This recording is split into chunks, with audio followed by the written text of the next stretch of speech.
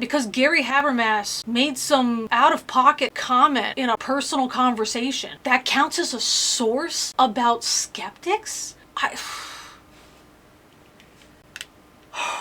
I kept reading. This is my fault. I kept reading. I just wanted to be fair to the authors. And the authors are not being fair to their readers. That's the problem. I'm extending them far more courtesy than they've extended us. I'm hoping that they back up their statements with something reasonable and that's an actual source. And they're just saying, hee, conversation. Hee, thanks, Gilly. That's their source. We can trust this thing about skeptics because all skeptics respond this way because this one time I had a private conversation with my buddy Gary.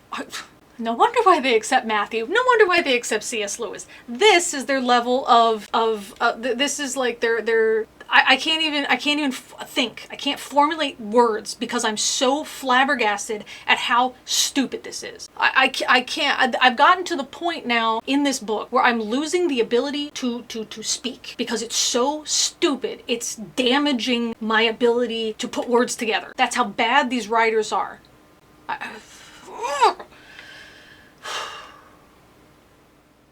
When life throws you lemons, they say, make a YouTube channel, grab your God-free lemonade. In the depths of the dark, where shadows dance and sway, a satanic gospel, a twist in the charade. Greetings, cult members, loyal subscribers, and casual viewers alike. Before we get into part 2 of chapter 12, I wanted to read some of the comments that I received on the video from part 1. You can prove that Jesus didn't rise from the dead by using the verses just after where Paul says the 500 saw Jesus. Chapter 15, verses 12 to 19, make an argument that Christ is raised from the dead because there is a resurrection of the dead. Verse 16 has a very specific claim, for if the dead are not raised, then Christ has not been raised. I have seen no dead people raised, therefore I'm justified in saying Christ was not raised. Paul taught the Thessalonians that they would not die before Jesus returned, 1 Thessalonians 4:17. This made the writer of 2 Thessalonians accuse the first letter of being a forgery, chapter 2, verse 2. Even the writer of 2 Peter, after explaining the coming of the Lord like a thief, has to tell people not to misunderstand Paul about it, chapter 3, verses 15 to 17. So, if Paul thought Jesus was returning because of a thing he taught that he was wrong about, that makes him an unreliable witness. Thank you, Trent. I think this is a great observation, and it also kind of supports the idea that I came to while I was reading chapter 12, that Paul is sort of our first televangelist, so to speak. I really love the phrase, I don't have enough faith to be an atheist. It proves that even theists accept the fact that faith is the worst possible way to come to the truth. Essentially, they're saying that the more faith you have, the less likely your beliefs are true. And of course, atheism isn't based on faith, so that means that theists that are saying this admit that atheism is, by far, the better position. You know, I actually used to say this back when I was a Christian, and that's one of the reasons that the title of this book kind of caught my attention. The idea is that faith is seen as something negative to atheists. And so the gotcha moment there is, well, if you think faith is bad, haha, it takes way more faith to be an atheist than it does to be a Christian. Of course, that's not the case, and even if it were, it would mean that Christians are saying that atheists have more faith, which they think is a good thing. After all, faith the size of a mustard seed can move mountains, so if a little bit of faith can do good things, then a large amount of faith can do great things. It then kind of shows that if atheists have faith, which is what they believe, and they also have faith, which is what they believe, then faith is not a good way to determine which things are true in life. So they kind of shot themselves in the foot with that phrase, even though they really, really like to say it. And like I said, it was popular when I was a Christian, and I even said it myself. If Frank and Norm aren't insulting your intelligence with this book, you don't have enough intelligence. Rabbit Pirate brings up a really good point about the parading of the body. Around the 30-minute mark, the parading of the body thing makes a lot of assumptions. Firstly, we have to accept that Jesus was actually buried in a tomb, which I have no reason to believe. He was most likely thrown into a mass grave. Secondly, it assumes that the authorities would be hearing about this very shortly after the events in question. If they didn't learn that people were claiming that Jesus came back from the dead for a week or so, then the body would have already been rotted to the point that it would be unrecognizable, especially if it was in a mass grave. As such, even if they had paraded it around the city, people could have just denied it was Jesus. It would have been very hard to tell. Great point, Rabbit Pirate. It's not like word traveled extremely fast at that time period. If something happened to catch the authorities' attention, then they could address it, but that's assuming it immediately caught the authorities' attention, as you mentioned. Why are we supposed to believe they put multiple guards on the tomb of a criminal in the first place, just because the Bible tells me so? When a painful, torturous death followed by dishonoring the corpse was the actual reason for using this form of execution instead of the far cheaper just hack off his head or sword to the guts, it makes no sense for him to have a Jew suddenly override the Roman governor and succeed, especially not one from a town that appears to be fictional. That's right, there is no record of this Arimathea outside the stories in the Bible. Some scholars suggest it was invented, a literary device used in the Gospels. Just like the character, the town itself is dubious. Might as well cite Clark Kent of Smallville. Thank you very much for that one, Chapman. I think that'll be our new addition to the Spider-Man argument. Michael Summers writes, I believe that Habermas no longer includes the empty tomb among his minimal facts. This was a comment that I received from multiple people, and I think it's really interesting. I wonder what Frank, and I guess if we could somehow do some kind of necromancy and ask Norm, I wonder what the guys would say about that. Would they still stick with this chapter and all the points therein? Or would they go with an updated version? Would they argue with Habermas? Or would it not really matter? I'm going to go with the last one. I thought about this and I was thinking it wouldn't really matter. They'd probably still use the same list. Maybe they wouldn't cite Gary Habermas, or they would, and they'd put a little footnote, and then at the end of the book it would say something like, while this has been updated, we still prefer this version of the list, or some such. This whole too early to be a legend thing is particularly grating, given that we now live in a world where a large percentage of Americans, regardless of which side of the argument you fall on, believe something fundamentally untrue about the 2020 US election. It hasn't been 2 decades since those events, and yet there are untrue beliefs that persist and are held by many thousands of people. That's a great point, Rabbit Pirate. Love the username and the profile picture, by the way. That was something I was really trying to get across every time, this idea of, oh, it's too early to be a legend, it's too early to be a legend. I mean, the book was written after 9/11. Now, granted, the book wasn't around in 2020, but we had other situations that show legends can develop very quickly after an event happens. Having Gary Habermas as your source is worse than having no source. They didn't really start to persecute Christians at the beginning. The eyewitnesses weren't afraid of dying. They were more likely simply afraid of mockery and ridicule. The Roman state cared very little about religious beliefs in Judea. All they wanted was taxes. They wouldn't have cared about this faction or sect of Judaism, this versus that rabbi, etc. The first Christians, the ones who lived with Jesus and his first followers, would not have been the martyrs. That would have come later, when enough Roman citizens had actually converted to Christianity that it started to become a source of internal political strife. Also, the tendency of the Roman state not to care about matters of religion cast doubt on the whole idea that the Romans would have executed someone for claiming to be God in the first place. They didn't care what Jews thought about theology, and also widely accepted a belief that some special people became divine after death. It would have been the Jewish elders who would punish someone for claiming to be a god, or the Jewish Messiah, but they didn't have the authority to execute, so the whole story is a mess to begin with. I definitely agree with that, Naomi Starlight, and part of that is what I have to really explain to my students in my history class. Our textbook talks about Yeshua, and I have to bring it up from a standpoint of if this guy did exist. And I have to, of course, mention to the students that we're just talking about the historical events, assuming these historical events were the case, and it has nothing to do with the divine. If they want some education on divinity of Yeshua, then they can go to church. That's the only way to really phrase it. One of the things we learned early on in the year is that an empire tends to let people do what they want to do, while we all pay into the main government system so we can have things like roads and a postal service and the military to protect us. Overall, we tend to be able to keep our original beliefs, our original language, and our original customs. So for this idea that now the Roman Empire didn't care about anybody else and they don't care about any of these other religions, and then suddenly they're going to care about Yeshua, I asked the students why this might be the case. And we mentioned that Yeshua was a big fan of take up your cross and follow me, leave your jobs, don't worry about anything. God is going to take care of us. The birds of the field don't worry about their next meal, so you don't have to either. And the idea that he's coming back or the end of the world is coming very soon. And this is one reason that some people, especially women, were interested in this religion, because not only did it not recommend marriage, it definitely did not recommend having kids. This idea that you're quitting your job, you're not getting married, you're not having kids, this is something that can harm the empire because of taxes.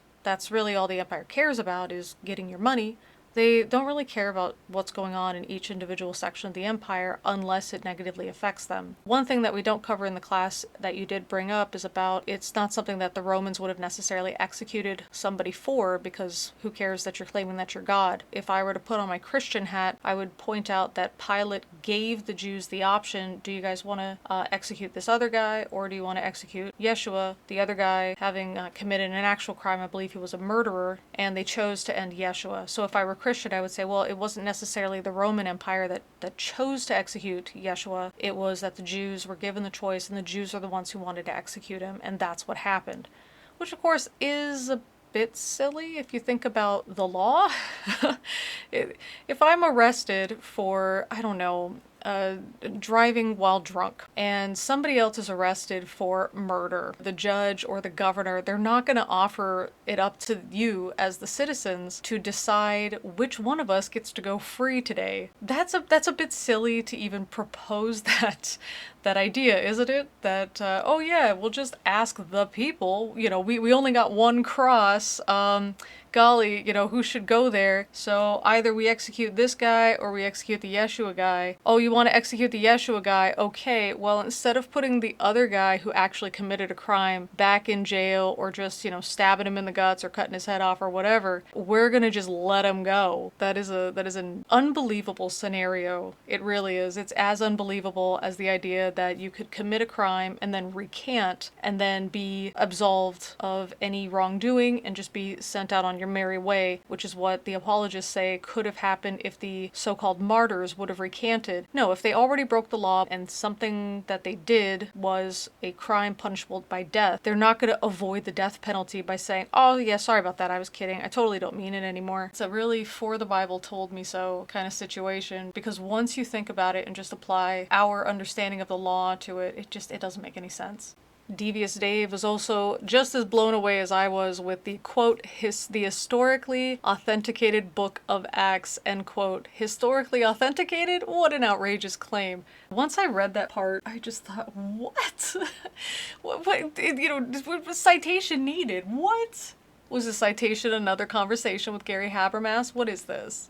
We'll end the comments with this interesting one from Rika P. Oh boy, it is even worse. I'm following Paulogia's resurrection hypothesis, and the haggle he got into with Dr. Habermas. In fact, his newest video on this is the next on my list. They're quote mining other apologists at this point, I think, and things tend to get a bit back and forth on this one, and I'm not a scholar nor an apologist, so I might get the details wrong. I think the empty tomb is not even one of the minimal facts. And you're right with that, Rika. Because among scholars who did not sign this statement of faith thing, that the Bible is true, and I think that's where the 75% comes from, the New Testament scholars that have signed such a statement, the number of people who really believe in the tomb at all is pretty much zero. Most agree that Jesus would, if he was buried at all, be buried in a ditch grave. So they sneak in the tomb into the minimal facts that is the weak link, really. Likely, Jesus was buried in an anonymous grave, the body decomposed, and that's why nobody could prove it this way or the other. And Paulogia has exposed Dr. Habermas as getting bouts of creative memory in some places. So this is not even trust me bro, it's trust this other bro. Yeah, he did some misrememberings, but he's still totally legit. Thank you for going through this mess. Also, we don't have anything Socrates wrote either, and likely Plato did take liberties with his words, even though Socrates speaks in Plato's dialogues. Still, Plato respected Socrates a lot. I am willing to bet anything that those guys would not count this the same because A, Socrates was 400 years before Jesus, so things were different then, and B, Plato was not a Jew but a Greek pagan, so he could not respect anybody or truth as much as whoever wrote the books of the New Testament, even though we probably know more about Socrates taught than anything Jesus really preached. Thank you for sharing that, Rika. In this portion of the chapter, it does get worse. Yeah, I was, yeah. So let's go ahead and get into the video. Thank you guys for joining me with this one, and thank you guys so much for your comments. I love reading through them, and I respond to them as much as I can. As we have seen, the notion that the disciples stole the body is exactly the explanation the Jews offered to explain the empty tomb. No, that is what Matthew said the Jews are gonna say. Do we have any other book for that? Because the authors, when they can, they mention outside sources to corroborate what's being said in the New Testament. This is something that I think it was just Matthew. You know, I might be wrong on that, but it was like one of the gospel writers, and this is mentioned in chapter 10 or chapter 11. Just one of them mentioned, by the way, the Jews are going to say this. Or, by the way, the Jews are circulating this rumor, but you and I, we know it's not a rumor, okay? And they're just saying that because they don't want to believe that Jesus came back to life. That is such an obvious cover your butt lie. Do you know what I mean? It's super obvious. It would be like saying, yeah, I came to work on time. I just forgot to like clock in. Oh, but don't ask like the guy who works in the cubicle next to me. He's gonna say like I'm never there because he hates me and he just wants me to get fired. So if you ask him that if I was there at the right time on that day, he's just gonna say no because he hates me. You can't take that guy seriously. Believe me, don't believe that guy. And that's what he's gonna say. I mean, these are lies that people construct. How did the authors ignore reality and just, again, everyday occurrences and then say, oh yeah, these things the skeptics want you to believe? That's stupid. Maybe we're skeptics because we have more life experience. I don't know. Like, how have these guys never experienced any of these things I'm talking about? I mean, I'm not a police interrogator. I just watch them. But even still, this Amberlin Reed, this is like a drama channel lol cow nonsense. Like, this isn't high academic stuff, and I can even include that in my countering of these basic arguments. I just like, you don't have to be fancy about it. Beyond the fact that the disciples had no motive or ability to steal the body, I think I've explained how they could have. This ancient Jewish explanation was not a good lie for two other reasons. Number one, how would the sleeping guards have known that the disciples stole the body? What do you mean, how would the sleeping guards known the disciples stole the body? I mean, who's going to say that the sleeping guards said anything? What? If I'm just one of these Jewish people that really hates the Christians because they're causing so many problems for us, which the Romans already don't like us. We've already had this war with the Romans, okay? They've already destroyed our stuff, and I'm already upset. This Yeshua guy is getting us a lot of negative attention. So they just don't like the Christians, right? I'm not gonna wait for it. If they say, hey, did you hear that like the tomb was opened and stuff? I'm just gonna say, man, those damn disciples stole the body. I'm just gonna jump to that. I'm not gonna say, oh, let's ask the guards. I probably don't even know these guys. They're not working with me. I'm the Sanhedrin. I'm the Pharisees. I don't know Tweedledee and Tweedledum, the two noobs that got put on post. I'm not gonna go talk to them, and they're not gonna go talk to anybody because no one's gonna care. Let's say, again, these guys just fell asleep. Let's say they walked off to go get something to eat because they thought, man, this is stupid. It's the middle of the night. Let's just grab a beer. I haven't seen anybody. We haven't heard anything. It's just some dead guy in a hole. They walked off. And that's when the disciples said, we don't have to do nothing. Okay, let's just go roll it, take the guy. Are you going to believe anything that those two guards are going to say? Do you think they're really going to admit, after we came back from getting kind of drunk, the thing was open and the guy was gone? Let's assume they did get knocked out or they did just walk off. These guys are going to be punished. The one job they had, they couldn't even be trusted to do. As these guys are being punished, do you really think that like the Sanhedrin is going to walk up and be like, hey, do you have those two guards? Can we talk to them about what really happened? No, nobody's gonna do this. So what do you mean, how would the sleeping guards have known the disciples stole the body? Nobody's listening to them. These are two 17-year-old guys that just joined the military and they failed at their first job. They failed at the easiest thing they could do, watch a dead body overnight because some guys that followed a homeless dude might show up. No one's listening to them. Nobody's talking to them. Nobody's interviewing these guys. And point two, no Roman guard would admit to the capital crime of sleeping on the job. Perhaps that's why, as Matthew records, the Jewish authorities had to pay off the guards and promise to keep them out of trouble with the governor. Matthew records, not Josephus, not anybody else, Matthew. So the guy who wants this to be true, the guy who's trying to convince us that this is true, he's the one who came up with this totally not a lie. It totally explains everything, but totally not a lie. We should just take him at his word. I mean, at least if the authors argue that Luke wrote this down, they were really big fans of Luke because all the stuff he writes down about the topography was true, therefore the miracles are true. At least they could say, well, Luke is really trustworthy, whatever. Matthew's the guy that wrote about a zombie uprising that wandered into the city and was seen by many. You're gonna believe the zombie guy? Come on. Matthew writes a lot of stuff that none of the other writers include. And no Roman guard would admit to the capital crime of sleeping on the job. Whether they slept on the job or walked off on the job or went off into the bushes to kiss each other, they still didn't do their job, even if they tried. And somehow this ragtag group of homeless man followers, these guys beat up the Roman guards and stole the body. No matter how it happened, they're still going to get in trouble. They still failed to do their job. It doesn't matter that they're admitting to the crime of sleeping on the job. They wouldn't need to admit to anything. They failed. The only way they would get out of punishment is if they were killed by the disciples. In 1878, a fascinating archaeological discovery was made that may corroborate the Bible's claim that the Jews were circulating the theft explanation.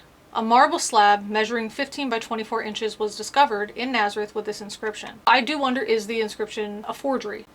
Ordinance of Caesar, it is my pleasure that graves and tombs remain perpetually undisturbed for those who have made for them the cult of their ancestors or children or members of their house. If, however, anyone charges that another has either demolished them or has in any other way extracted the buried or has maliciously transferred them to other places in order to wrong them or has displaced the ceiling on other stones, against such a one, I order that a trial be instituted as in respect of the gods, so in regard of the cult of mortals. For it shall be much more obligatory to honor the buried. Let it be absolutely forbidden for anyone to disturb them. In the case of violation, I desire that the offender be sentenced to capital punishment in charge of violation of sepulchre. Scholars believe this edict was issued by Emperor Tiberius, who reigned from 14 to 37 CE during most of Christ's life, or Emperor Claudius, who reigned from 41 to 54. The striking nature of this edict is that it raises the penalty for grave robbing from a mere fine to death. First of all, there could be other reasons. Number two, I'm arguing that they stole the body, and that this is going to cause a disturbance because they tried to squish down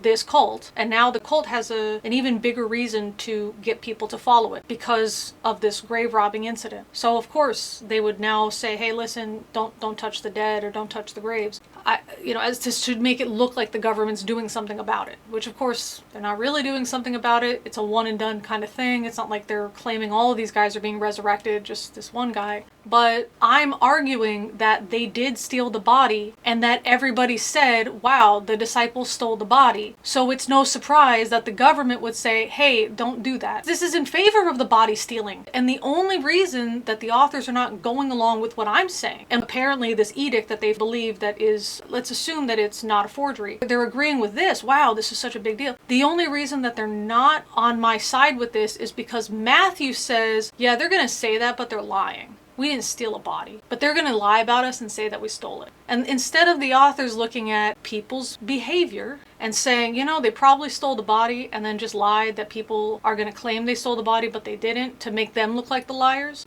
Instead of these two things that we know can be true, they're going to say, well, Matthew said they were going to lie about it. Let's just believe Matthew, the guy who wrote about the zombie uprising nobody else wrote about. Really? That's your slam dunk? That's your more faith to be an atheist? Really? Really? Come on, guys, you can do better than this.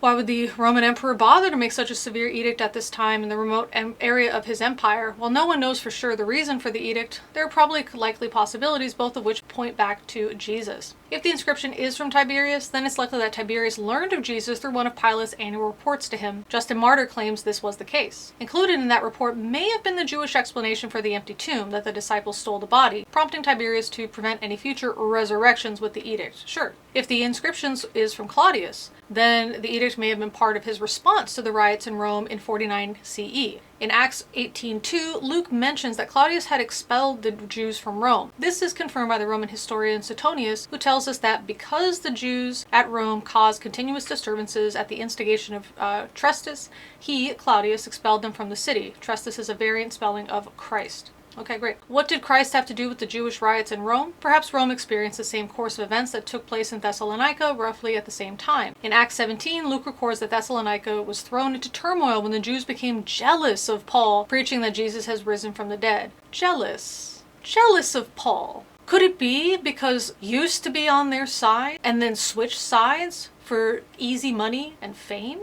Jealous is not a word that I would use. Is it a word that you would use if you were just mad at the guy for having a genuine experience? Jealous is a word that I would use if I was on Paul's side and saying that, oh yeah, that's these guys, they're just jealous because Paul's like the guy now. They're just jealous of him. That is some self-centered thinking. These Jews complained to the city officials, if these men, Paul and Luke, who have caused trouble all over the world, have now come here, they are defying Caesar's decrees, saying there is another king, one called Jesus. If this is what really happened in Rome, then Claudius would not have been pleased with the group who's defying his decrees and following another king. Once he had learned that this new seditious sect originated with Jews who believed that their leader had resurrected, he may have exiled all Jews from Rome and made grave robbing a capital offense. Either of these two possibilities would explain the timing, location, and severity of the edict, but even if the edict is not connected with Christ's empty tomb, we already have good evidence that the Jews put forth the theft hypothesis, see last chapter. The good evidence, by the way, is just Matthew. Matthew, the lying liar who lied, okay? I don't use that often. I've said, I think they're being genuine, I think they're this, I think they're that. Matthew is just writing stuff. I don't even think that Matthew believed that the zombie uprising happened. Matthew just seems to be the least credible of any of them, but that's the author's credible evidence. Okay. The main point is that the theft hypothesis was a tacit admission that the tomb was really empty. Yeah. After all, why would the Jews concoct an explanation for the tomb if Jesus' body was still in there? Right, I agree. When did you show that it wasn't theft? A substitute took Jesus' place on the cross. This is a Muslim thing, I think. This happens to be the explanation offered by many Muslims, so there you go.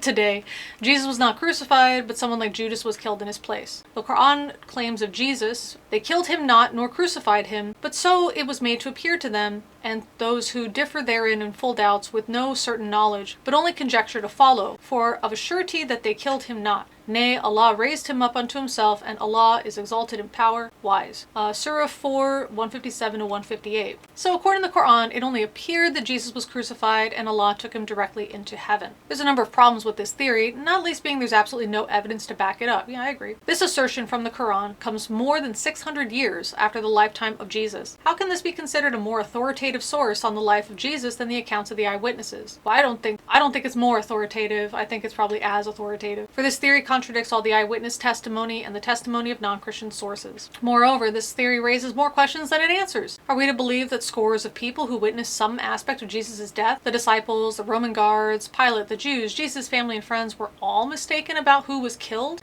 Well, no. I mean, except for the Roman guards and Pilate, and maybe the Jews, the disciples, Jesus' family and friends, we wouldn't want Jesus killed. We'd go with it. Oh yeah, that's Jesus, not Judas. That's totally Jesus. You should kill him. Wouldn't you want that? Wouldn't you want not your loved one to die?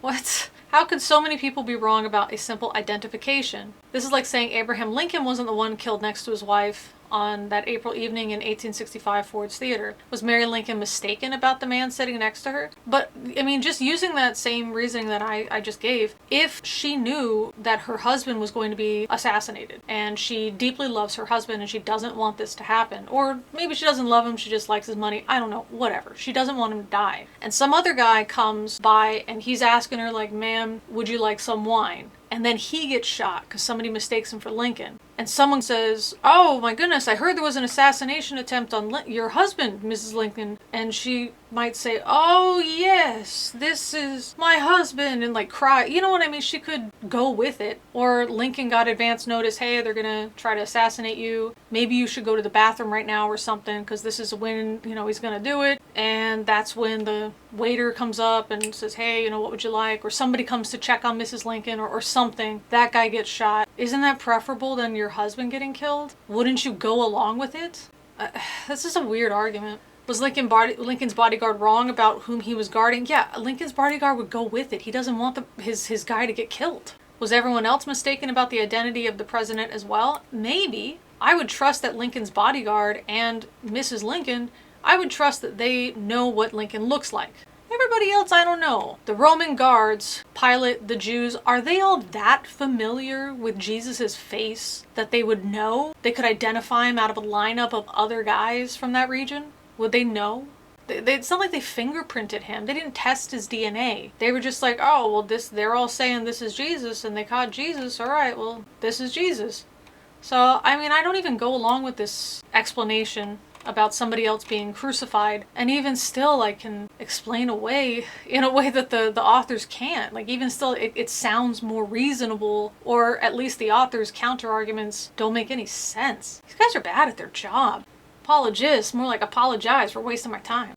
There are many other questions raised by this theory. If Jesus wasn't killed, then why was the tomb of the man who really was killed found empty? And who are we to believe the substitute rose from the dead? If so, how did he do it? Are we to believe that all the non-Christian historians are wrong about the death of Jesus? Well, again, these non-Christian historians are writing, this is what the Christians believe. They're not saying, oh, I saw it, and this is what happened. And what are we to make about the Jewish admission of Jesus' death? Again, were they that familiar with how he looked? No. Was the Talmud mistaken for saying that Jesus was hanged on a tree on the eve of the Passover? Yeah, maybe. In short, are we to believe that everyone from the first century was wrong about everything? That's ridiculous. Come on. Come on. That is not... what? One is to question a theory that comes more than 600 years after the events and asks you to believe that all the first century evidence is wrong. Well, you also have to question that you think a guy who wrote about a zombie uprising is a trustworthy source, even though no other gospels mention the same thing. In fact, this theory contradicts most of the 12 facts virtually all scholars believe. Nobody cares. I don't care what the scholars believe, I care what they show. Like other alternative theories, this one is built on mere speculation without a shred of evidence to support it, therefore we don't have enough faith to believe in it, which is fine. Like I said, I don't, I agree with them on here, but their own counter-arguments are so bad that if you presented these two and said which sounds more likely, I would still not agree with the authors. Like they're so bad at what they're doing. The disciples' faith led their belief in the resurrection. Let's see if they're going to talk about exactly what I mentioned. John Dominic Crossan, I don't know, is a co-founder of the far-left group of scholars and critics who call themselves the Jesus Seminar. They've decided that only 18% of the sayings attributed to Jesus in the Gospels are authentic. For more, see Appendix 3. They don't give any real evidence for the skepticism, just speculative theories about how the faith of the disciples led them to their belief in the resurrection and just about everything else in the New Testament. This theory was brought out well during the debate Crossan had with William Lane Craig over the resurrection. Crossan offered the theory that the disciples made up the resurrection story because they searched the scriptures after his death and found that persecution, if not execution, was almost like a job description of being God's elect. Okay, cool, but this seems really disconnected. So I don't trust that the authors are citing this correctly. The entire 2-hour debate turned on Craig's response. He said, right, and that came after they experienced the resurrection appearances. The faith of the disciples did not lead to resurrection appearances, but it was the appearances which led to their faith. They then searched the scriptures, which is fine. That doesn't at all discount my suggestion that somebody had believed he was the resurrected Christ and people believed it because they saw the resurrected Christ, or close enough. Indeed, the scared, scattered, skeptical disciples were not of the mind to invent a resurrection story and then go out and die for it. They were of the mind to hide in fear of the Jews. It was the resurrection appearances that gave them bold faith, not the other way around. Crossan has it backwards. Alright, fine, doesn't address what I'm saying. In addition to the fact there's no evidence for his theory, Crossan cannot account for the resurrection appearances to more than 500 people. Nobody can account for that. What are the authors not getting about this? Do they really think that Paul had counted 500 people? Nor can he account for the empty tomb, the Jewish attempt to explain it. So again, we don't necessarily know there was a Jewish attempt to explain it. We know that Matthew says, if anybody says anything, it's going to be those Jews trying to explain it this way. The Jews knew the disciples were claiming the resurrection was a real historical event, not a mere product of their faith. If, as Crossan says, the resurrection didn't really occur, then why did Jewish authorities right through the 2nd century continue to insist that the disciples had stolen the body? They may have just stolen the body. So the resurrection still doesn't occur, and they stole the body to make it look like the resurrection occurred. What are the authors missing about this? Or have they provided so little context for the actual comments on the debate that I'm missing what they're trying to say? Crossan has no answer because his theory is false. You have to have a lot of faith and overlook a lot of evidence to believe it. Okay, but are they ever going to get to my thing? The New Testament writers copied pagan resurrection myths. This theory asserts the New Testament is not historical because New Testament writers merely copied pagan resurrection myths. Skeptics are quick to cite supposed resurrections of mythical characters like Marduk, Adonis, and Osiris. Is the New Testament just another myth? Could this theory be true? Well, that's not likely for a number of reasons. First, as we've seen, the New Testament is anything but mythological. Unlike pagan myths, the New Testament is loaded with eyewitness evidence and real historical figures, and is corroborated by several outside sources. So, Spider-Man. C.S. Lewis, a writer of myths himself, has commented that the New Testament stories do not show signs of being mythological. I mean, what? One of the comments in one of the videos mentioned something that, it was something along the lines of, the authors here believe more in C.S. Lewis than they do in the Bible. And I got to agree. All I am in private life is a literary critic and historian. That's my job, said Lewis. And I'm prepared to say that on that basis, that if anyone thinks the Gospels are either legends or novels, then that person is simply showing his incompetence as a literary critic. I've read many a great novel, and I know a fair amount of legends that grew up among early people, and I know perfectly well the Gospels are not that kind of stuff. You know, when I talk about the military, I explained the duty situation, why I don't believe that they are the Roman elite that the authors claim. I don't believe that those guys were the elite Roman soldiers. I believe that they were just regular dudes, probably inexperienced and or being punished because they suck. And I explain why that happens. I explain the situation. I've explained that I did it back when I was an early Marine as well. I didn't say, listen, I know what I'm talking about. That's my job. Pfft, the rest of you don't know nothing. I didn't say that, did I? I didn't say that if you guys disagree with me, you're just showing your incompetence to military knowledge. I didn't do that, did I? I just explained it to you, why I know this is the case. Let me tell you what happens. So that's C.S. Lewis's argument. Well, you should trust me because I know and you don't. Wow, so good. I mean, no wonder why the authors follow this guy more than anybody else. He argues just like them.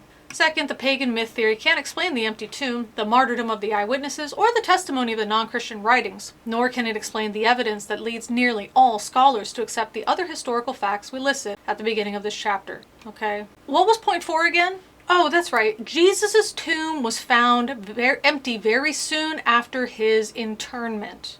And that's the one that 25% of the virtually all scholars found trouble with, was that one in particular. That's what we're being told is, nor can explain the evidence that leads nearly all scholars to accept the other historical facts of the beginning of this chapter. Wow. Great. Third, ancient non-Christian sources knew that the New Testament writers were not offering mythical accounts. As Craig Bloomberg observes, the earliest Jewish and pagan critics of the resurrection understood the gospel writers making up historical claims. Okay, great. I'm not sure how much more of this I want to read. I just want to see if there's anything that the authors are going to say that actually addresses what I'm saying, which is it's a cult and cults have beliefs, and those beliefs include sometimes that their guy gets resurrected. We have cults today where the belief is that this is another body that Jesus is inhabiting. We're talking about the fictional show Star Trek. Cool. Do you have any evidence for that? Christians are used to counterpunching alternative theories to the resurrection. In fact, we've done just that by pointing out the numerous deficiencies in the alternative theories ourselves. No, you haven't. But that's not enough. While skeptics rightfully put the burden of proof on the resurrection of Christians, and as we've seen, Christians can meet the burden with good evidence. No. Oh my gosh. Christians need to put the burden of proof on skeptics for their alternative theories. Cool. How many police interrogations, Amberlynn Reed videos, and cult documentaries do you want me to share? In light of all the positive evidence for the resurrection, skeptics must offer positive first-century evidence for their alternative views. I'm offering psychology and sociology. I'm not going to say that the people in the first century had wildly different psychology than the people today. Our brains have not evolved that much. Or if you're Christian, you don't believe our brains have evolved at all. So, let's see. One thing to concoct. Reasonable people demand evidence. Someone wants to claim that all the... Wow, cool. We're jumping there again. If someone were to claim that all the video footage from the Holocaust concentration camps was staged and manufactured by Jews in order to garner sympathy and support for a Jewish state, would you believe that theory? Of course not, because it flies in the face of all known evidence. So not only are they doing this like tug at your heart controversy, but they're also trying to claim that their writings, which includes again Matthew's zombie uprising and Paul's unnamed 500, that's the same as video evidence. This is the case with the resurrection. No, it's not. The only alternative theory that's even mentioned from a first century source is from Matthew, and it's clearly identified as a lie by Matthew, who has a reason to say it's a lie. Ugh. I mean, talk about circular reasoning. Nobody from the ancient world, not even the enemies of Christianity, even offered a plausible alternative explanation for the resurrection. You know why? Because do you guys offer any plausible alternatives to the stuff that cults today are claiming? that they can communicate with aliens in different dimensions, are you offering any plausible alternative? Why would they? They didn't believe it. They thought it was stupid. Not only is it stupid, it's pissing off the Roman authorities. I don't even want to talk about this because this could get me in trouble. Why do they think that they're going to give all these alternative theories in the moment?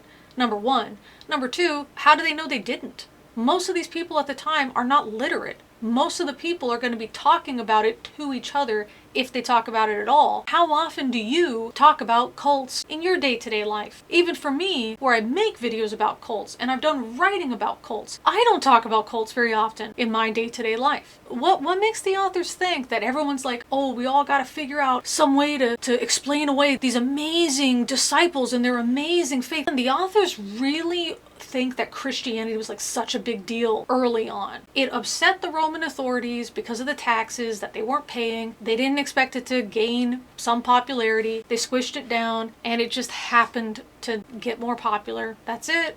Just like we throw cult leaders in jail today. Imagine if one of those cults 2,000 years from now becomes a major world religion. It's the same thing. It was a hiccup.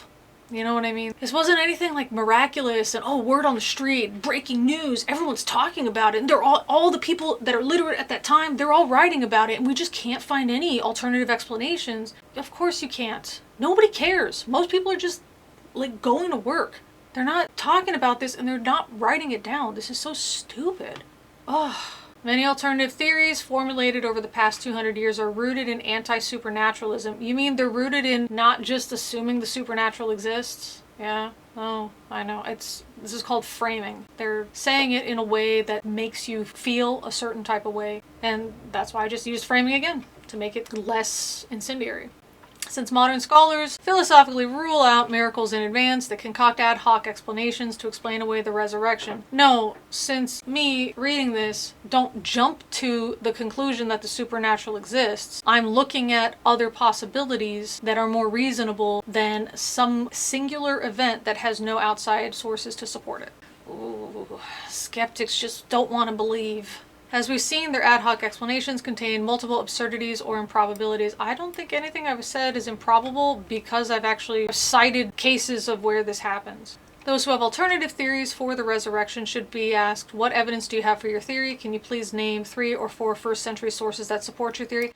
In my case, I don't have to because it's psychology, so I don't have to do that. Humans are not so wildly different in the first century. People lie the same way they did in the past. That's one of the reasons these writings speak to us so much, even though they're so old, because they're tales of overcoming adversity, they're tales of self-improvement, they're tales of longing and love and loss and all of these things. Even when they're written in ways that are obviously myths or obviously analogies, we still really enjoy them and they resonate with us. This is why so many of these philosophies that were started in ancient Greece, some people still adhere to them today. It's still something that speaks to us because we're still the same people with the same brains, the same reasoning as the past. So no, I don't need to mention anything from the first century because I have multiple sources from today. When honest skeptics are presented with this question, they typically answer with silence or a stuttering admission they have no such evidence because none exists. Cool, I didn't do that. What do you mean 22? How is this? What is that? Let's check it out.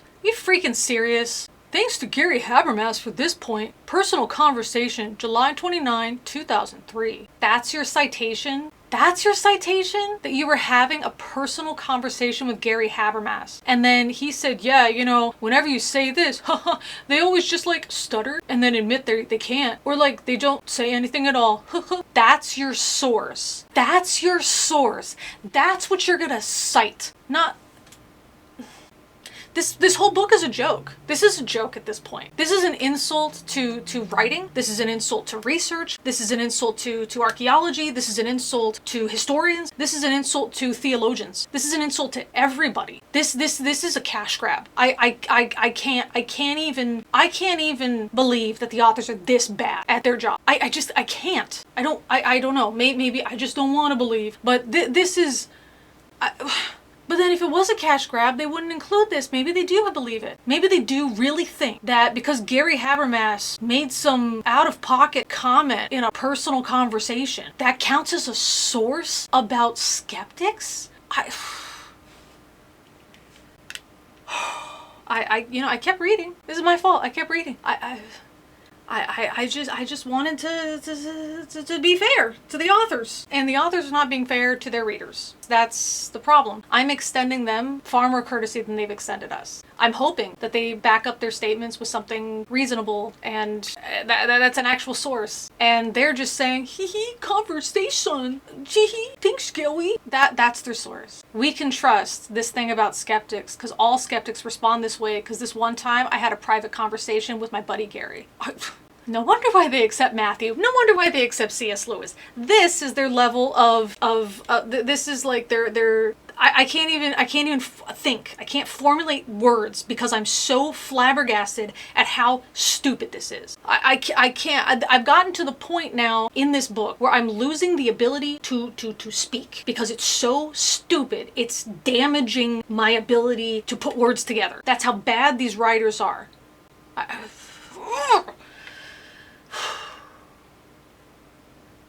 All right, I'm gonna have to just kind of skim through this, see if there's anything of note, because this is just bad. It's bad arguments left and right. And my conversation with Gary in 2003, that's their argument, that's their source of skeptics, is because Gary said something. Jeez, man.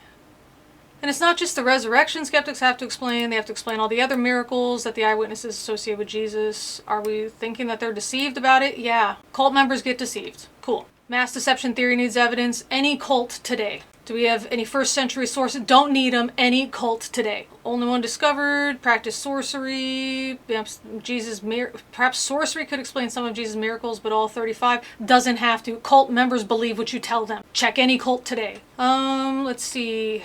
If there's no ancient evidence for deception, cults existed. Then are we to take the New Testament miracles at face values? Why not? Why would we? We live in a theistic universe where miracles are possible. There it is again. They think they demonstrated this back in like chapter 5 or 6 or something. And that's where they kind of keep going. That's where they went, last chapter or chapter 10? Oh, we can believe it because we already believe there's a God and miracles happen. That's it. So therefore these miracles happen too. And again, even if that's true, that still doesn't mean that a miracle instance to support a flimsy theology is more reasonable to believe than stuff that we know that still happens today, which is the stuff that I explained about believing that Jesus inhabited his body, noobs walking off on duty, etc.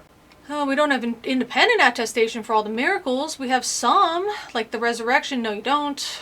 You don't. You didn't say that you did, and you don't. You just said, how come they would talk about an empty tomb? That's all you said. That's as much as you got. Why would they talk about an empty tomb in this edict? You didn't say that the resurrection happened because other sources said so. Gosh, you guys can't even stay internally consistent. German scholar Wolfgang Trillig writes, we're convinced and hold on to it for historical certainty that Jesus did perform miracles. Why do I care about him? Was a German scholar in what? You know, even C's get degrees. Who cares? William Lane Craig concludes, don't care. Just William Lane Craig, don't care. William Lane Craig concludes the fact that miracle working belongs to the historical Jesus is no longer disputed. You know what? I should have just not read it.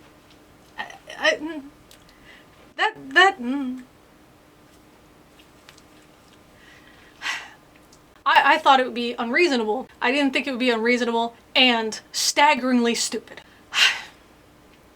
That is, miracles are not disputed on historical grounds, only philosophical grounds. I'm just saying what is more reasonable to believe. That's all. That's the argument this whole book goes with, and I gave you a much more reasonable thing to believe, even if you believe that we live in a world that is run by a God and also has miracles that happen. They don't believe every miracle claim, right? Even the other Christians making miracle claims, they may not believe all of them. They may not believe in the stigmata, because that doesn't come from the same sect of Christianity that they believe. So even though miracles are something that is part of their worldview, and they believe they have a God that performs these miracles as a way to show signs of his existence, this type of miracle is one they may not actually accept as a miracle, and they may believe what's been demonstrated, which is this is a type of self-harm that's done under really religious kind of thinking. Just because miracles exist in your worldview doesn't mean you have to accept it. It also doesn't mean that it's more reasonable to accept the claim of a miracle just because you think miracles can happen. To use an example from my own work, sometimes students, you know how their writing goes. And you know they're not super keen on turning in their homework, so they don't, and when they turn it in, it might be partially completed, and it's not the best writing. Sometimes it might not be writing at level, and you do your best to make sense of it. I don't grade their writing unless it's an AP course. I just grade the content because it's not really fair to grade English on a history class. You know what I mean? I don't care. And so occasionally there may be a student who just like turns it around. I had one. She was barely speaking English, and through self-study over a summer, she became so fluent. When she turned in an assignment, I was like, this can't be her. Somebody must have written this for her. And so I asked the questions like, well, when you said this, what did you mean? When you use this word, what does it mean? Boom, boom, boom. Able to answer it. Years later, I get another student who just really wants to practice learning more vocabulary. And so sometimes there's vocabulary that he throws in that's kind of advanced. And I asked him, I said, when you said this, what did you mean? He says, oh, this means blah, blah, blah, blah. And I said, oh, okay. And I just accepted it. You wrote this. Cool. And I appreciate that you're trying so hard. We love to see education. However, after ChatGPT became public, somehow most of my students became amazing writers. Did I think it was more reasonable to go with the rare, that all of these students just somehow became excellent and really cared about their academics? Or was it more likely to believe that something mundane, like running it through ChatGPT, was the case? And wow, wouldn't you know it? Most of them ran it through ChatGPT. So even though I know that these rare instances, these academic miracles, if you will, happen, and I've seen them twice in my 13 years as a teacher, I've witnessed it, I still have a way to test it. I don't just accept that when another student miraculously improves, I don't just say, oh, well, I already know that this can happen, so I'm going to believe that the rare thing is true, not the more mundane explanation. But here, the authors want you to believe the rare. Bizarre. There are too many miracles and too much testimony to think the eyewitnesses got it wrong every time. Matthew said a zombie uprising. Why have they left that out? We don't have enough faith to believe the New Testament writers were all deceived. Cult members exist today. Why don't all scholars believe? Well, let me guess. They're hardened skeptics. Oh, they have a philosophical bias against miracles. Great. Do I even need to read this book at this point? So here's Craig and Cresson. I don't really care because I'm not Cresson. I'm not him. They're not talking to the skeptic at this point. They're talking to the Christian reading this book who wants to believe that all skeptics are like this particular guy. I'll give you, just for the sake of argument, that we live in a world that miracles happen. Why do you still believe this particular miracle happened when there are other explanations? That's all. Context, context, context. Let's look at Cresson's final comment about his yard. 5 feet wouldn't immediately presume a miracle. Well, neither would we, because most events do have a natural explanation.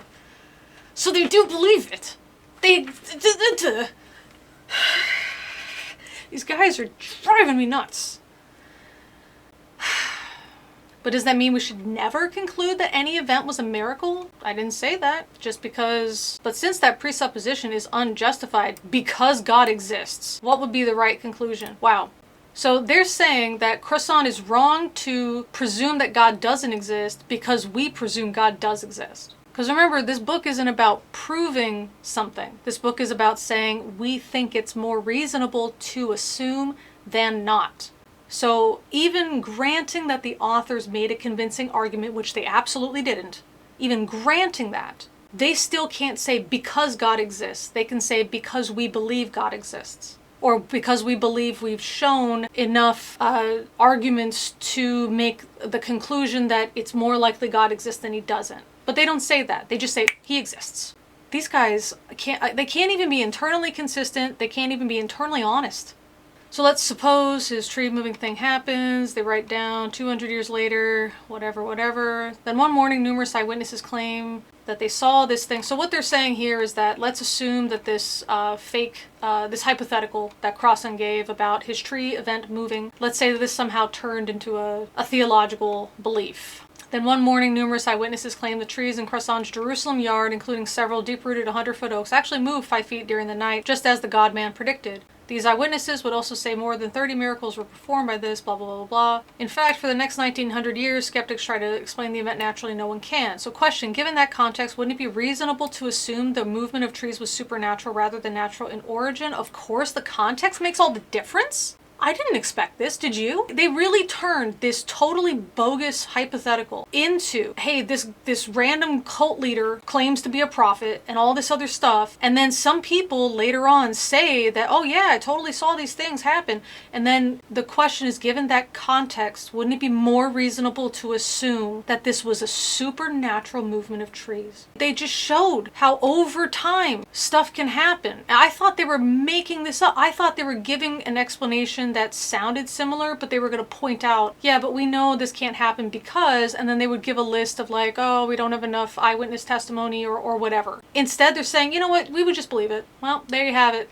Book over. They would just believe it. Wow. Here's a lot of the For the Bible Tells Me So stuff. The theistic nature of the universe makes miracles possible. It's just something they believe. Ancient documents say miracles are to be expected, and they take them seriously because they believe we live in a world where miracles are possible. Historically confirmed eyewitness documents say miracles are actual. So these are historically confirmed eyewitness. This is sneakily worded. What they're saying is that somebody like Luke, it's reasonable to assume he was there because the stuff that he says about the physical location or the people or the currency, those are all outside verified. Therefore, all the claims about miracles that he makes that we can't verify, those should also just be accepted.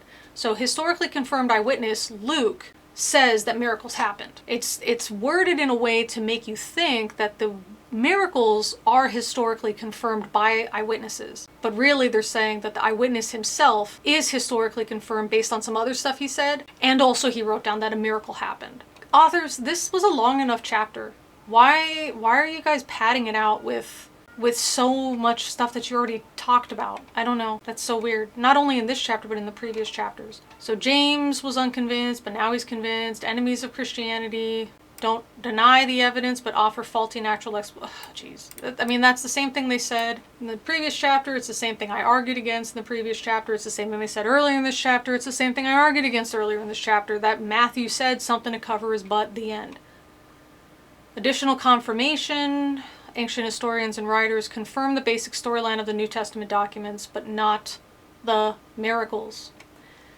When you put the evidence in proper context, you can see that we don't have enough faith to be skeptical about it. Yeah, when the proper context is, I already believe miracles happen. I believe in this book that says miracles happen. This book says miracles happen. Therefore, miracles happened. That's the context. I mean, they admitted it. That's the context. That's why it was point 1 and point 2 and point 3. That is their argument. Skeptics who look at points 2 to 4 above may conclude Jesus did not rise from the dead, but if they do, they have to provide evidence for an alternative theory. Cults today exist. Since there is a God who can act, there can be acts of God when God's intention is announced in advance. So again, this is just, we think this is true. We think that we've explained why we think this is true, and we're going to say, instead of that we think it's true, it is true. Extraordinary claims and self-canceling evidence. Okay, great. Some skeptics might admit the resurrection is possible, but that it would have to have extraordinary evidence to believe it. So what does extraordinary mean? If it means beyond the natural, then the skeptic is asking for the resurrection to be confirmed by another miracle. No, not necessarily. Let's say any other gospel writer included the zombie resurrection or the zombie uprising that Matthew included. That would be a start. I wouldn't believe it, but that'd be a start. If a lot of other writers at the time also included that the zombie uprising happened, that would be interesting. I wouldn't even have to have zombie uprisings happening again. If they said that these guys climbed out of the graves and they wandered into the town and they were in various states of decomposition, including half skeletal. That would be interesting if other people wrote about that, and to have so many people writing about it. Visitors writing about it, local officials writing about it, anybody that has a pen and paper that can writes about it. That would be extraordinary evidence that so many people are writing about this really amazing event. Matthew's saying this happened, and then the authors saying, well, we think miracles can happen, so we're just going to express that we believe it, even though they don't actually bring this up. That's not extraordinary evidence to me. So they're saying that a skeptic would need, so if extraordinary means reputable as in a laboratory, then no event from history. Notice that just off the top of my head gave an example of what I would say this happened. Now why it happened, I don't know. I don't necessarily know that it was a miracle, but based on the descriptions, it sounds like a pretty hard to explain event. And for right now, I'm just going to have to put a big question mark on it because I can't come up with an answer. I mean, if there was a bunch of freshly dead people, maybe they were all accidentally buried. But if they were described as being in various states of decomposition with like skulls. So like their brain had rotted out and everything. That some of them were only skeletons, or some of them were missing half of their body, some of them were decapitated and walking around with no head. And that multiple people at that time wrote it down. That would be something I couldn't come up with an alternative explanation. Doesn't mean I would necessarily believe it, but I'd be leaning more towards this sounds like it happened. I can't say it did. I don't know why, and if it did, I don't know why it did. But this kind of sounds like it happened. That's where I would kind of lean towards, wow, that's unusual, maybe even miraculous, you could say. That's all I'd need, is just more people writing about it. I wouldn't need Paul saying 500 people saw it. That's one person writing about it. And they don't bring up this counter to that at all. They just say, well, you can't have two miracles, because then now they're not going to believe the second miracle. And then they're saying, well, if it's like a lab thing, then like all history, but you know, skeptics, like they believe other history, so how come they can't believe this history, right? If extraordinary means more than usual, that's exactly what we have to support the resurrection. We have more eyewitness documents for the resurrection. No, we don't. We have some people making some claims about what they say other people saw. Paul talking about 501 eyewitnesses, in addition to himself, is not 502 people writing something. It's one person writing down, making the claim on behalf of an unconfirmed 501. They have more historical details and figures by more independent sources. No, because they're saying, again, because the historical stuff that can be confirmed is true, you should also believe the miracles. Finally, their presupposition can be challenged. We don't need extraordinary evidence to believe something. Atheists affirm their own worldview. They believe the Big Bang not because they have extraordinary evidence, because there's good evidence that the universe exploded into being without nothing. Well, okay, this is weird. So the authors are first of all saying there's good evidence for the Big Bang Theory, and also that the Big Bang Theory is the universe exploded into being out of nothing. So they're misrepresenting, they're so bad at what they're doing. Wow, atheists don't even have good evidence for their own precious beliefs. For example, atheists believe in spontaneous generation and macroevolution on faith alone. What? They don't know what spontaneous generation is, because it's not abiogenesis. So they're insulting atheists for having beliefs that they think are stupid, and then they can't even get the belief right. Yeah, no wonder you think it's stupid. You think it's stupid because you're saying this thing that nobody else believes is what atheists believe. This thing that we know isn't true, that's what they believe to be true. What? We say faith alone because we saw chapters 5 and 6. There's not little to no evidence for spontaneous generation, so again, nobody believes this. And macroevolution, what are you talking about? There's plenty of evidence. But there's strong evidence against those possibilities. There's not. We talked about in chapters 5 and 6. They don't demand extraordinary evidence from other extraordinary events in history. Like what? Alexander the Great? Okay. Yeah, because we know that empires happen. That's what makes it not extraordinary. And then we also know how it happened. It's not that he conquered these amazing regions at their height. It's like, oh, look, Athens is suffering from plague and the Peloponnesian War, let's take it over. Like, now's the time. Right place, right time. Had enough ability. And again, I'm not developing a worldview based on Alexander the Great. If somebody said, hey, we found out that this actually didn't happen and all of this stuff was accomplished by a group of people, but it was just attributed to one guy named Alexander, I would be like, oh, that's interesting. That's cool. We found it out. Cool. I wouldn't argue against it and make this big fuss about my whole worldview crumbling around me and I have to find a new savior and all this other stuff, which is where the authors have to go. Why do they demand extraordinary evidence for the life of Christ, but not Alexander the Great? I'm not saying the life of Christ needs extraordinary evidence. I'm saying like the resurrection and the miracles do. They're hung up on miracles again. Yeah. Despite the fact miracles are possible because God exists. See, this is the argument. We believe that this is what they should have said. We believe that God exists. But the skeptics don't listen to what we have to say. Because we can't demonstrate it, which is what we said from like the beginning of this book. We can't prove it, but we're going to make an argument that we find convincing. So the skeptics don't find this convincing. The skeptics also don't find the miracles convincing. That's all they need. That's what they should say if they were honest. But they're saying, you know, God does exist and these miracles happen, but these skeptics are so stupid, they just don't want to believe. Stupid arguments, man. If the resurrected Jesus would appear to me, then I would believe in him, that would be some extraordinary evidence. Yeah, that would be. But is it really necessary? Does Jesus have to appear to every person in the world? Why not? Why would he? I don't know, why wouldn't he? We don't have to witness every fact firsthand to believe they occurred. Okay, cool. But if there's a God that you believe claims to love me, claims to want to save me from hell, because he created me in a way that sends me to a place that he created for my torture, if I follow my nature that he created, and you believe he wants to save me from that, and you know, and he knows, that by showing himself to me and giving me this evidence that I would believe in him and therefore be saved from hell, why wouldn't he do it? He set up a situation where I'm already losing, and he has every ability to save me, and he doesn't. So that's my question, why wouldn't he? Because these aren't mundane situations of the past that, oh, okay, Alexander the Great happened. I don't need Alexander to appear to me, because who cares if he didn't exist, who cares? But if Jesus really exists, and he exists in the way that the authors believe he exists, why wouldn't he appear to me? That's the problem that we're running into. If he was too overt, then he might infringe on our free will, and we already talked about this in chapter 8. The Bible does not support free will, and the angels who rebelled against God also had free will despite the fact that they knew God. So God showing himself does not override free will, and the Bible does not support that humans have free will. Self-canceling miracles. He talks about Hume again, which I'm more inclined to believe you guys, that the authors had misrepresented Hume.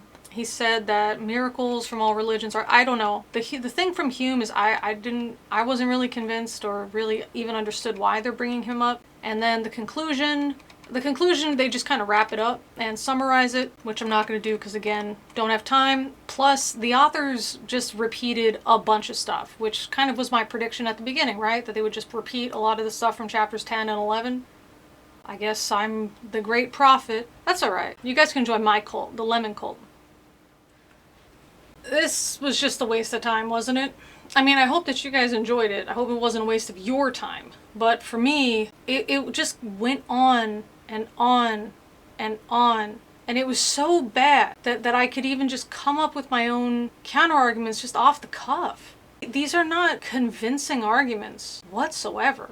Right now, we're sitting at over 2 hours and 30 minutes. That's how long I've spent sitting here reading this thing. Was it worth that 2 hours and 30 minutes? I can't say that it was, because the authors could have summarized this or just removed it entirely. They're basically just saying, hey, that stuff we said in chapter 10 and chapter 11, add in a little bit of chapter 5, sprinkle in a bit of chapter 8, and that's what we're going to say is chapter 12. And when we checked out those footnotes, that really sealed the deal for me that this book is just not good. Thankfully, there's only a few chapters left, and we're going to get through it, because if there's one thing Marines are, it's stubborn, and the other thing is we're dumb, and when left to our devices, we might just wander off and grab a beer instead of waiting for some unemployed guys that follow a homeless dude to collect a dead body. I don't know. But this was something else. I don't have words. I think I said it earlier that the book is so bad, it's actually inhibited my ability to think. This is awful, and I don't have a proper wrap-up for you guys like I usually do. So I apologize for that. There's really nothing to say. It's so bad. It's so bad. I don't know how they put this to paper and thought, oh yeah, this is convincing. Yeah, this private conversation with Gary Habermas. Yeah, cite that for skeptics. Yeah. I wasn't kidding though about joining the Lemon Cult. You can do that if you want to join with YouTube memberships or with Patreon, so you guys can help me out with things like caffeine and all the headache medicine and physical therapy and all that stuff that I need to go get done. Sitting here for this long and driving myself crazy. And if you want to do any of that, you can check out the details section below. But you could always like, subscribe. You can put comments in the comment section, as many as you like. That also helps appease the algorithm gods. If you do join the cult, you get advanced viewing of videos without ads. And then we also have a live stream once a month. And hopefully you guys can join us with that in the future. With that being said, as always guys, thanks for listening.